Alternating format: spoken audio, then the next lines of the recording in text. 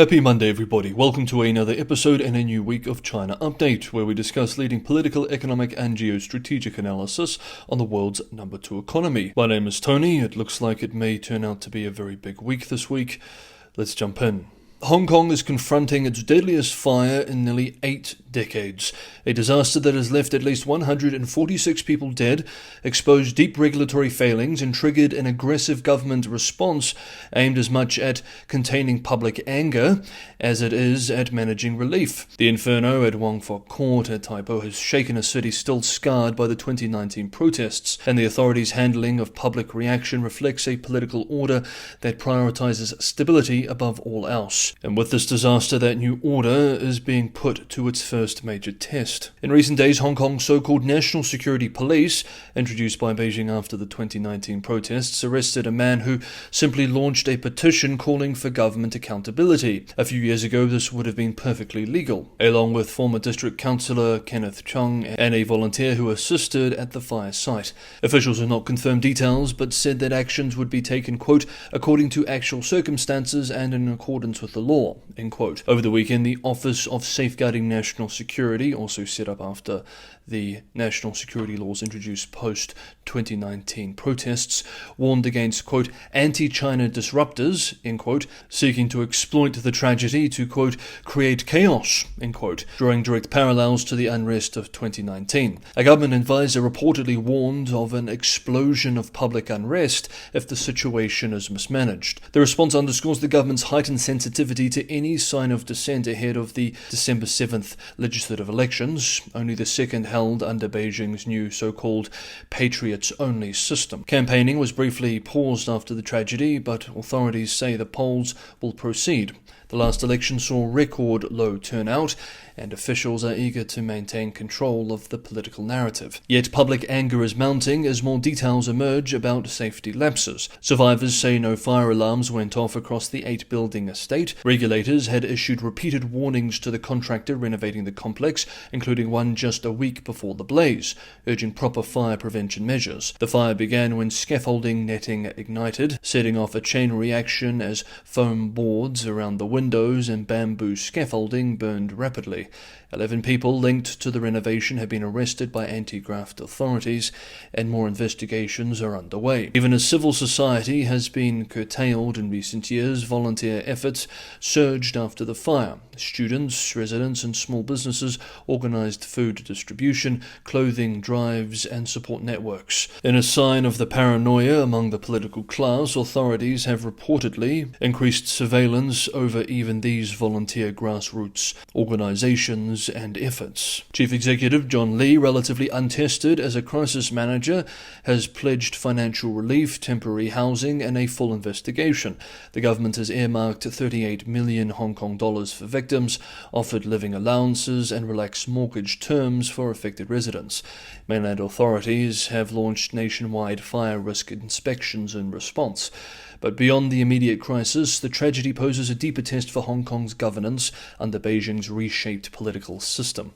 Whether it can restore public trust, not merely by quelling criticism, but by demonstrating genuine accountability in the face of catastrophe. The coming weeks will be incredibly sensitive and important to follow, and we will be following it closely here on China Update. Make sure you're subscribed to make sure you're on top of any updates and analysis as they happen. This is indeed the most potential volatility Hong Kong has seen since the 2019 protests. Beijing and the local Hong Kong government have already begun a political crackdown. We will see how the new system holds up under renewed public pressure. Next up, The Fractured Age is a new book by Neil Shering of Capital Economics, which argues that we've entered a period in which the global economy is fracturing into blocks.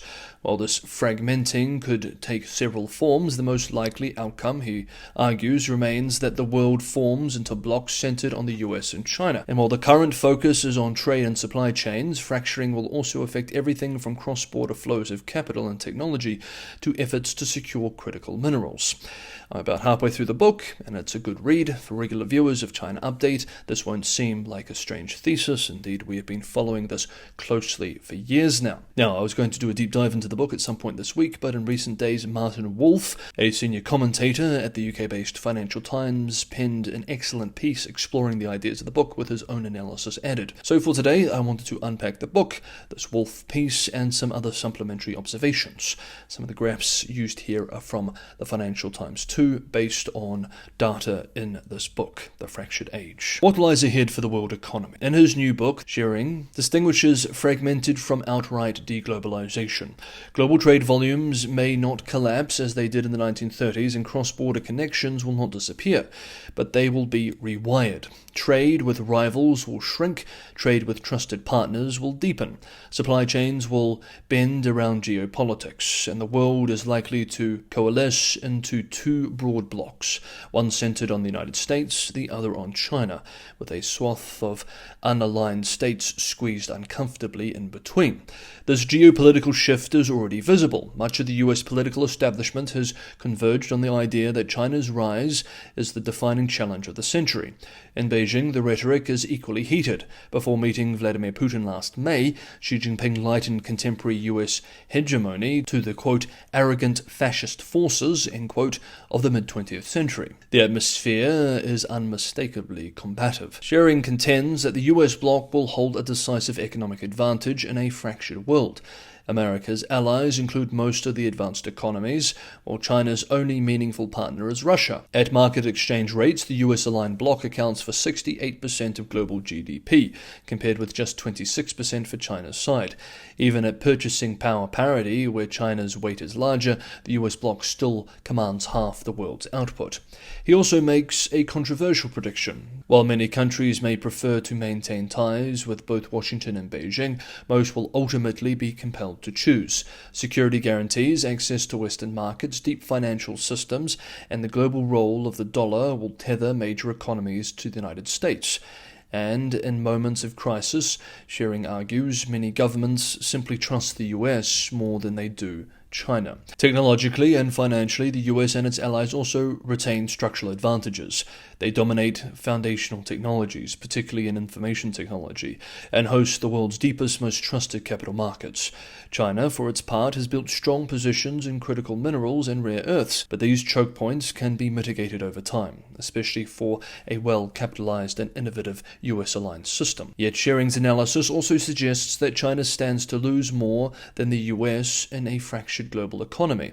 Its persistent current account surplus must be invested abroad, yet the only safe havens for its capital are economies aligned with Washington. The alternative, lending heavily to developing countries, comes with a significant credit risk, and China's economic momentum is already slowing. Shearing even suggests its long-term growth rate could fall to around 2%, roughly matching that of the United States, especially if Western markets resist the coming wave of Chinese industrial exports. Still, Wolf argues that Shearing may be too bullish about the US bloc and too pessimistic about China. America's strategic assets, trustworthiness, the rule of law, scientific excellence, and openness to talent are now under strain.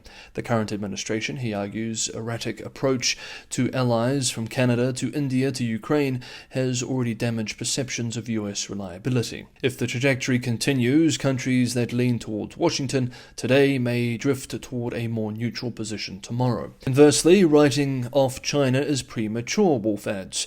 With GDP per capita still only a fraction of US levels, China retains significant catch-up potential, especially given its vast human capital. While Beijing's recent policy choices have been counterproductive, China has repeatedly demonstrated an ability to adapt. As Deng Xiaoping proved, misguided strategies can be reversed. He argues that the country will not tolerate stagnation indefinitely. In saying this, however, we should note that in the 20th century, China has shown that it will prioritize political ends at the expense of the economy, sometimes for years and years. None of this, however, undermines Shearing's central forecast. Fragmentation is real, accelerating, and dangerous.